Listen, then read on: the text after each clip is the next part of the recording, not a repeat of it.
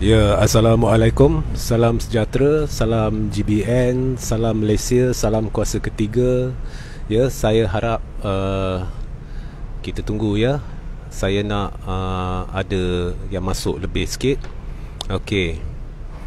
Jadi hari ini saya akan membuat satu live khas ya, bagi memperinci beberapa perkembangan terkini ya, berhubung dengan Barisan Nasional ya, dan juga satu kenyataan yang telah dibuat oleh Peguam Najib dalam mahkamah.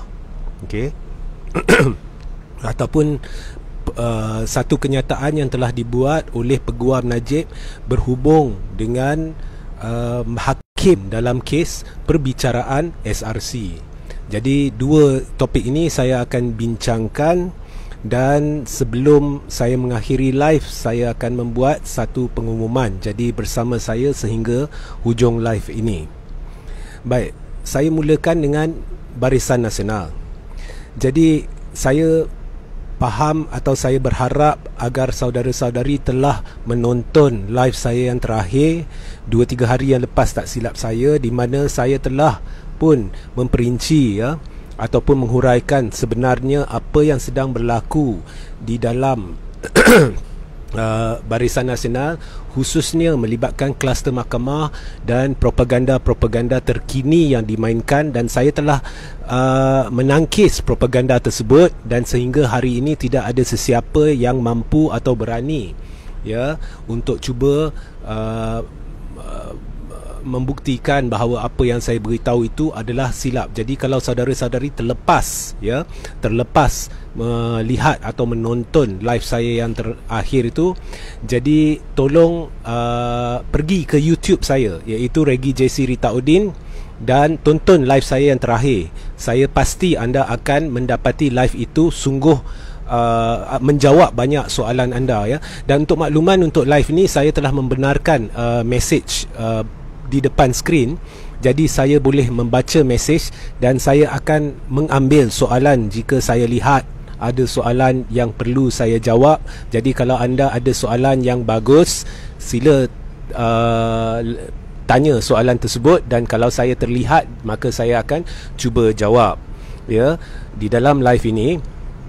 Okey, so sila tonton live saya yang terakhir itu, di mana saya menjelaskan berhubung dengan propaganda kononnya Tan Sri Muhyiddin Yassin dan Tun Dr. Mahathir Mohamad bersekongkol. Ini adalah propaganda terdesak, kumpulan-kumpulan yang berkait dengan kluster mahkamah. Jadi rujuk kepada live tersebut ya. Dan juga saya dah jelaskan beberapa propaganda lain yang telah dimainkan dan saya telah tangkis. Jadi untuk live ni kita nak tahu apa perkembangan dalam Barisan Nasional, sebab saya dah cerita banyak. Saya dah cerita banyak berkenaan dengan pergolakan. Saya dah beritahu bahawa akan berlaku satu desakan besar-besaran agar Zahid dan kepimpinan Najib ni, kepimpinan Barisan Nasional ataupun UMNO ni berundur. Okey. Saya dah beritahu bahawa Jeffrey, siapa-siapa menteri yang bukan dalam kluster menteri. Okey, sekejap lagi saya jawab ya. Okey, so saya dah beritahu akan berlaku desakan besar-besaran ya, supaya berundur Najib dengan Zahid dengan kepimpinan tertinggi kluster mahkamah dan sebagainya. Dan anda boleh melihat bahawa apa yang telah saya beritahu sedang berlaku. Jadi bukannya saya petik dalil seperti PAS, bukannya saya melontarkan sesuatu yang bohong. Okey, saya dah beritahu bahawa ada perbincangan ni sahih ni, ada perbincangan meja bulat yang telah diadakan dan sedang diadakan dalam melibatkan kepimpinan bahagian UMNO, kepimpinan cawangan UMNO. Setakat hari ini saya telah hadiri ya, satu perbincangan rasmi, dua tidak rasmi atas jemputan sebagai pemerhati pihak-pihak yang saya kenal. Jadi memang berlaku perancangan-perancangan di mana pelbagai idea dilontarkan. Salah satu idea yang paling utama yang sedang dilontarkan oleh ramai kepimpinan bawahan Barisan Nasional adalah EGM. adalah EGM. Antara nama-nama yang dilontarkan untuk menjadi Presiden UMNO, okey, menerusi EGM, maknanya usul untuk menggantikan Zahid, okey. Antara nama yang dilontarkan, antara perbincangan-perbincangan yang saya hadiri, okey, nama yang paling banyak dilontarkan, ya, bukan saya ya, ini bukan aspirasi saya, ini bukan kehendak saya, adalah Tengku Tan Sri Razaleigh Hamzah. Yang kedua adalah Muhammad Hassan. Tapi Muhammad Hassan tu amat kurang. Desakan sudah mula agar nama Tengku Tan Sri Razaleigh Hamzah dilontar sebagai Presiden baru UMNO, dan perkara ni perlu dilakukan menerusi EGM. Jadi di belah umum pula, anda boleh lihat laporan-laporan media, kenyataan-kenyataan rasmi umum oleh beberapa pemimpin bahagian, ya, yang telah sebut dengan terang bahawa kepimpinan UMNO ni tidak boleh dipercayai. Jadi apa yang saya beritahu sahih, ya. Semua dah nampak, semua dah setuju dengan saya bahawa Zahid telah cuba membeli masa dengan melengahkan PAU sehingga hujung Mac, yang saya telah bongkarkan pada penghujung tahun 2019 bahawa ini akan berlaku. Dan pada penghujung Mac sepatutnya tarikh-tarikh tetap di keputusan tepat dibuat. Keputusan bukannya okey, kami akan lihat, kami akan rancang, kami akan buat keputusan. Akan tu dia orang tak nak. Seharusnya pada Perhimpunan Agung UMNO tu keputusan tepat telah dibuat, tetapi kita lihat benda tu tak berlaku. Jadi apabila perwakilan ni memberi mandat kepada Zahid, secara kesimpulan, apabila mereka memberi mandat kepada Zahid, mereka memberi mandat sebab Zahid kena serang daripada ramai perwakilan. Perbahasan tu banyak yang tak disiarkan, hujah-hujah banyak yang tak disiarkan, diselindung daripada media. Jadi Zahid sebenarnya secara tidak langsung telah diserang, kepimpinan UMNO telah diserang. Jadi selepas serangan tu, Zahid sebenarnya telah tunduk dalam ucapan dia. Jadi dia memberi persepsi seolah-olah dia dah setuju, tolak DAP, tolak Anwar, tolak ini setuju, kita nak pilihan raya awal. Jadi atas dasar tu mereka memberi mandat kepada Zahid untuk menetapkan satu tarikh. Tapi anda boleh lihat sehingga hari ini tidak ada tarikh yang ditetapkan. Okay, tidak ada tarikh yang ditetapkan. Contoh Zahid tetapkan pada pertengahan April semua menteri-menteri kena letak jawatan, semua ahli parlimen kena tarik diri daripada GLC. Kemudian kita hendak parlimen dibubarkan selewat-lewatnya hujung April. Tidak berani sebab Zahid hanya membeli lebih masa. Tetapi sekarang dia tidak ada ruang lagi untuk membeli masa. Dia tidak ada platform lagi untuk membeli masa. Jadi apa yang berlaku sekarang ialah apabila mereka melihat Zahid senyap, apabila mereka melihat menteri-menteri sudah lantang bersuara, sudah memberitahu bahawa mereka akan hanya bersama PPBM sehingga parlimen dibubarkan dan sebagainya, ya, maka secara tidak langsung ini telah membuktikan lagi satu perkara yang telah saya beritahu, iaitu menteri-menteri sebenarnya dia lebih berkuasa daripada kepimpinan UMNO. Memang itulah hakikatnya, sebab pemimpin menteri-menteri ini terpaksa setia kepada Perdana Menteri, because Perdana Menteri adalah bos mereka. Jadi mereka tak boleh setia kepada Presiden UMNO. Lazimnya Presiden UMNO adalah Perdana Menteri. Jadi dulu-dulu memanglah Perdana Menteri itu mereka ikut Perdana Menteri, secara tidak langsung mereka ikut Presiden Parti. Jadi Presiden Parti boleh memberi arahan yang bersesuaian dengan kepentingan parti supaya mereka boleh memastikan parti itu sentiasa kukuh dan kekal memerintah. Tapi sekarang yang menjadi Perdana Menteri bukan Presiden Parti. Jadi menteri-menteri ini loyal kepada Perdana Menteri yang dari PPBM. Jadi secara tidak langsung Zahid ni tak ada taring. Dia tidak boleh kawal menteri dia sebab menteri dia dah tunjuk kepada Zahid bahawa mereka ni tak kisah apa yang dia kata. Lepas tu Zahid diam. Jadi majoriti perwakilan, majoriti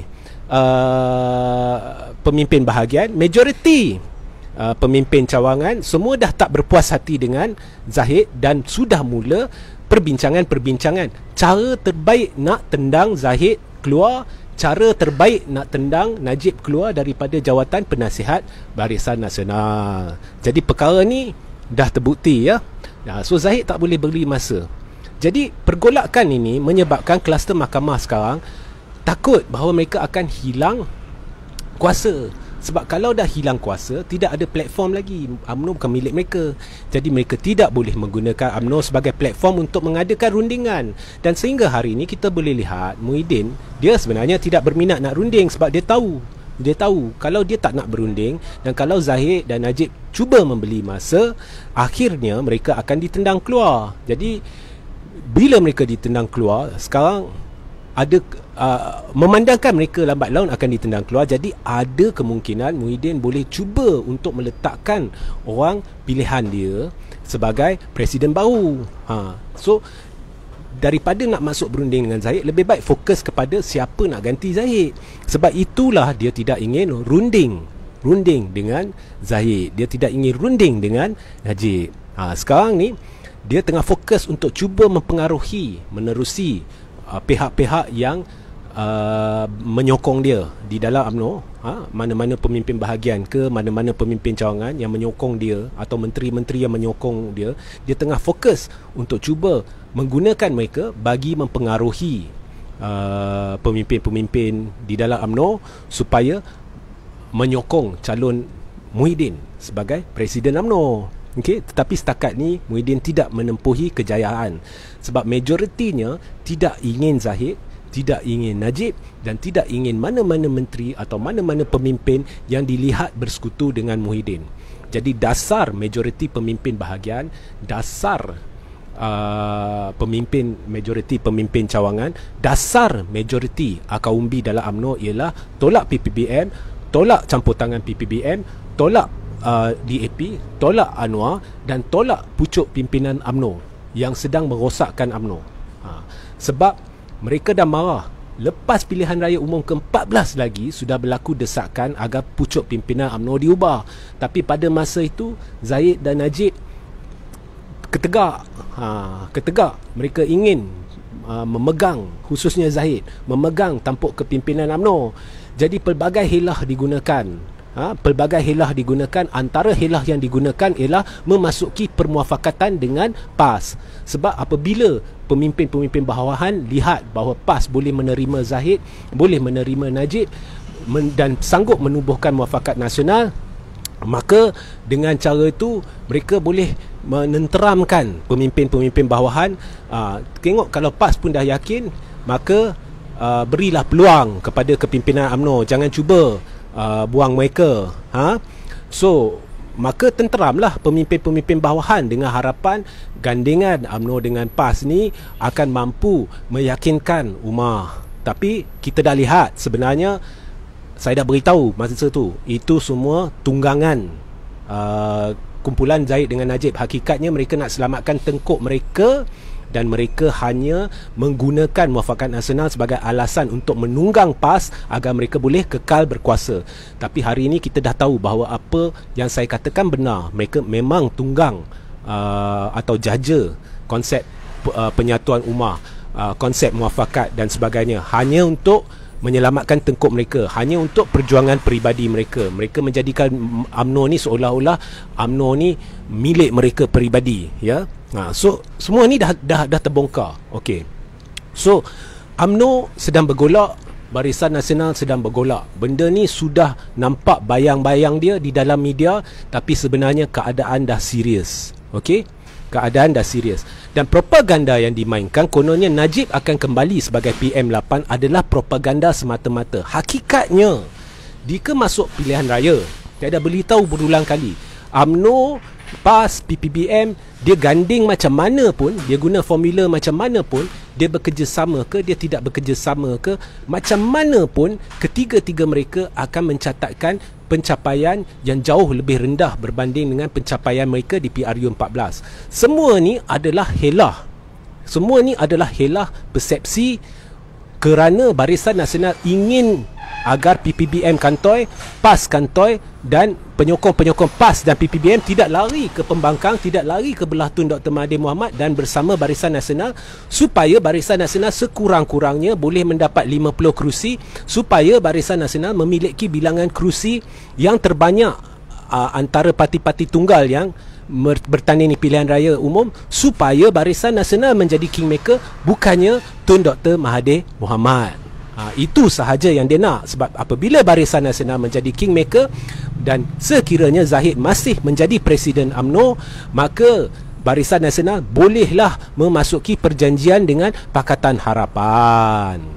Babak Pakatan Harapan ni wujudnya satu kerjasama ataupun perbincangan kerjasama antara Barisan Nasional dan Pakatan Harapan semenjak sebelum langkah Sheraton, iaitu pada tahun 2019, akan saya bongkarkan dalam satu live khas di masa depan, dan telah saya tulis benda ni. Setelah saya tulis, pembongkaran ni telah saya buat dan saya akan sertakan artikel yang berkaitan di ruang komen selepas live ini. So Barisan Nasional sedang bergolak lah sekarang. Dan kita lihat apa yang akan berlaku selepas ni. Propaganda, contohnya satu propaganda yang sedang dimainkan, Najib akan kembali sebagai Perdana Menteri. Itu mengarut sebab Najib tidak mungkin jadi calon Perdana Menteri sebab dia sudah disabit kesalahan. Dan rayuan ni semua akan makan masa. Rayuan ni semua akan makan masa. Jadi dia tidak mungkin dicalon sebagai calon Perdana Menteri sebab dia tidak akan bertanding di pilihan raya umum ke-15 dan oleh itu dia tidak akan mampu bergelar ahli parlimen. Dan tanpa bergelar ahli parlimen, dia tidak mungkin menjadi calon Perdana Menteri. Kerana untuk menjadi calon Perdana Menteri, Najib perlu menjadi ahli Dewan Rakyat. Sebab calon Perdana Menteri hanya boleh dari Dewan Rakyat. Dewan Negara pun tak boleh.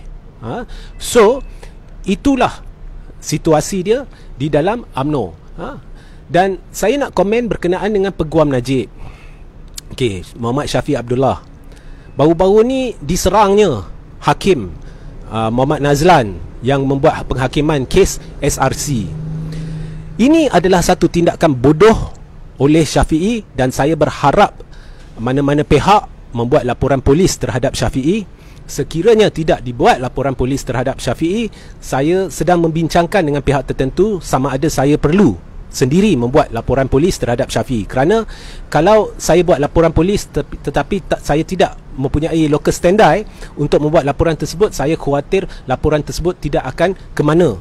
Jadi kami tengah bincang siapa yang harus buat laporan polis. Sebab penghinaan Syafi'i itu melampaui batas.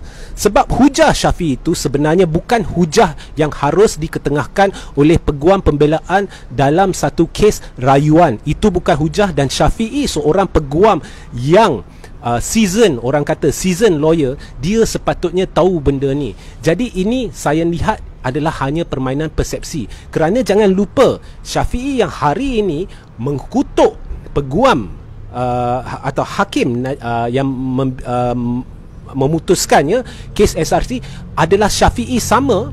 Apabila keputusan mahkamah dibuat dalam kes SRC itu, Syafi'i dalam satu press conference waktu malam di luar perkarangan mahkamah, di mana Najib ada di tepi dia, dia memuji kepintaran hakim tersebut dan dia berkata, ini mulut Syafi'i, bahawa hakim tersebut telah membuat keputusan dengan cara yang telus. So ini adalah langkah terdesak sebab pilihan raya dah dekat.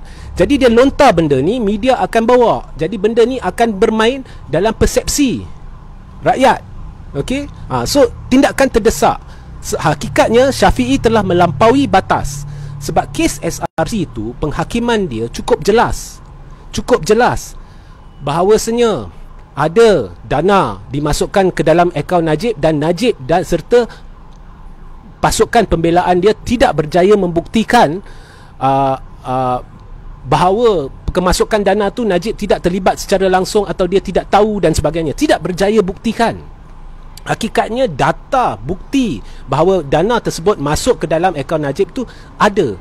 Kemudian bahawasanya SRC, di mana Najib ada kepentingan dalam SRC dan itu telah jelas dibuktikan di dalam mahkamah.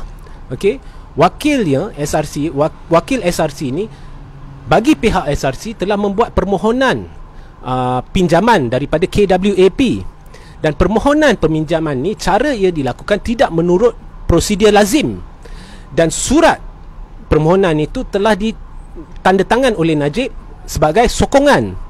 Ada nota dari Najib, dan semua ini telah dibuktikan dengan jelas dan gagal dicantas oleh pembelaan. Dan kemudian surat itu menjadi asas kepada satu proses yang tidak menurut piawaian, tidak menurut ketetapan lazim, sehingga diberi pinjaman 2 bilion, ya, diberi 2 bilion. Kemudian Najib yang mempunyai kepentingan dalam SRC selaku Perdana Menteri membuat mesyuarat kabinet yang meluluskan agar jaminan diberi bagi pinjaman tersebut oleh pihak kerajaan.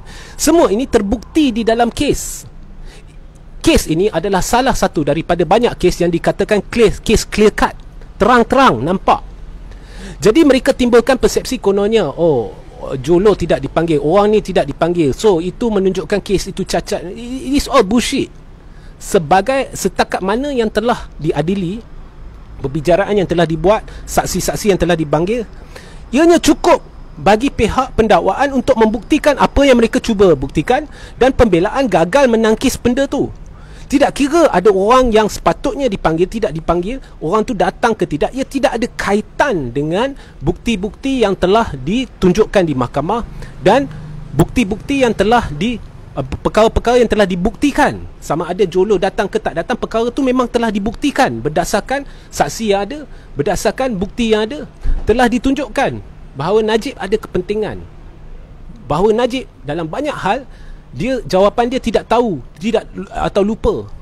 Dan jangan lupa, Najib membuat satu pengakuan bahawa sebenarnya kita telah ditipu selama ni sebelum PRU14, apabila pihak Najib mendakwa bahawa mereka tahu dana 2.6 bilion yang masuk ke dalam akaun dia adalah dari Raja Arab Saudi, bahawa Najib tahu siapa yang memasukkan dana itu. Ya, dalam satu temu ramah di Al Jazeera sebelum kes SRC bermula, Najib dah mengaku sebenarnya dia tidak tahu, dia hanya menganggap itu adalah derma dari Raja Arab Saudi. Tidak ada surat dari Raja Arab Saudi yang dapat mengesahkan bahawa itu adalah derma. Benda tu telah diakui oleh Najib, malah dia tidak tahu siapa sebenarnya yang memasukkan, dia tidak tahu berkaitan dengan pihak yang memasukkan dana tu ke dalam akaun dia, dan perkara itu dia telah ulang di dalam mahkamah, maknanya dia telah mengaku. So, tim propaganda Najib ni cuba mengalihkan perhatian anda kerana ini sebenarnya adalah, yang saya nampak, perang persepsi. Sebab rakyat akan baca dan ini akan mempengaruhi keputusan di dalam pilihan raya. Okey? So, inilah pencerahan saya sedikit sebanyak tentang pergolakan yang berlaku dalam Barisan Nasional dan berkenaan dengan kenyataan sumbang kurang ajar oleh Syafiq, peguam Najib, iaitu Syafiq, berhubung dengan hakim yang menghakimi kes SRC. Okey. Jadi saya rasa kalau ada soalan, ni dah masuklah Laskar Cyber ni dengan Anwar Teo Chang ke apa, dengan depa punya apa tu mencarut dia dan sebagainya. Ada soalan tak? Tolong Mr. Reggie cerita pasal ZT. Kalau nak cerita dalam live ni, sorry lah. Okay, saya nak berkenaan dengan apa yang saya cerita. Okay, tak apalah, banyak sangat Laskar ni. Okay, so saya rasa saya dah jelaskan. Jadi sekian sahaja. Saya akan buat pengumuman sekarang. Okay, sekian lama ya saya berjuang ni, dan banyak sebenarnya persoalan yang telah diajukan kepada saya menerusi banyak saluran dalam 1-2 tahun semenjak saya kerap live ni. Kalau dulu sentiasa menulis, membuat ceramah, sekarang lebih kepada live. Jadi banyak soalan beratus-ratus yang spesifik kepada satu topik tertentu yang saya cuba elak. Saya elak sebab benda tu saya tidak ingin lihat seperti saya cuba mengagungkan diri. Anda pun perhati, kalau saya tulis artikel, kadang-kadang saya berat nak letak muka saya. Sebab apa? Saya tak suka konsep seorang cuba mengagungkan diri. Sebab itu kadang-kadang contohnya saya buat beberapa penulisan baru-baru ni, saya letak gambar lain, kemudian dalam artikel baru nampak gambar saya yang kecil, ya. Jadi tapi masih ada persoalan yang ditimbulkan sebenarnya. Yang paling spesifik adalah siapa sebenarnya saya dan siapa di belakang saya. Jadi saya dah jawab sebenarnya benda ni, tidak ada sesiapa di belakang saya. Tetapi apa pun, saya rasa sudah sampai masa saya membuat satu live khas, okey, bagi menjelaskan sebenarnya permulaan perjuangan saya, tujuan sebenarnya perjuangan saya, bagaimana ianya sebenarnya bermula pada tahun 2004 dan bagaimana saya sampai ke tahap ini. Dan saya akan membuat satu huraian jujur, okey, tanpa mengambil kira persepsi yang akan ditimbulkan kepada pihak-pihak tertentu yang mungkin akan mencurigai ke mengapa saya tiba-tiba nak buat pencerahan ini, mengapa saya tiba-tiba nak buat penjelasan ini dan sebagainya. So actually I don't care. Bila saya rasa dah sampai masa, maka saya beritahu. Okey. So ini adalah sesuatu yang saya rasa saya perlu buat. Okey, sebab dah sekian lama saya berjuang di depan kamera ni, dan kemudian saya akan dalam live tersebut akan juga memerincikan apa sebenarnya hala tuju saya sekarang selepas ni, atau adakah saya akan terus, adakah saya akan tutup tirai, apa sebenarnya yang mendorong saya dan sebagainya. Jadi harap anda semua bersama saya akan membuat pemberitahuan di dalam Facebook sekejap lagi ke besok ke. Dan live ini saya jangka saya akan membuat pada hari Sabtu. Jadi saya membuat pemberitahuan awal. Jadi saya akan membuat pada hari Sabtu pada pukul 6 petang. Jadi tolong bersama saya ramai-ramai, panggil kawan-kawan, ya, untuk dengar luahan saya. Dan saya berjanji, ya, live tersebut akan jujur dan mungkin akan ada pembongkaran-pembongkaran tertentu berhubung dengan perjuangan saya yang lampau, ya. Ada yang saya akan buat lah, okay? Dan selepas itu saya akan membuat satu keputusan, dan saya harap apa yang saya akan buat keputusan tu saya tak tahu. Saya berharap Allah akan gerakkan hati saya, lidah saya untuk menjurus ke arah satu pencerahan yang benar dan berkata benar demi kepentingan negara. Dan apabila saya kata demi kepentingan agama, bangsa dan negara, saya jujur, sebab benda ni pun banyak jaja, ya. Apa pun, saya amat percaya kepada perjuangan Tun Dr. Mahathir Mohamad lah ni, dan saya percaya bahawa beliau perlu kembali. Beliau perlu kembali. Kalau tidak, negara kita akan hancur. Sudah pun berada di ambang kehancuran. Okey.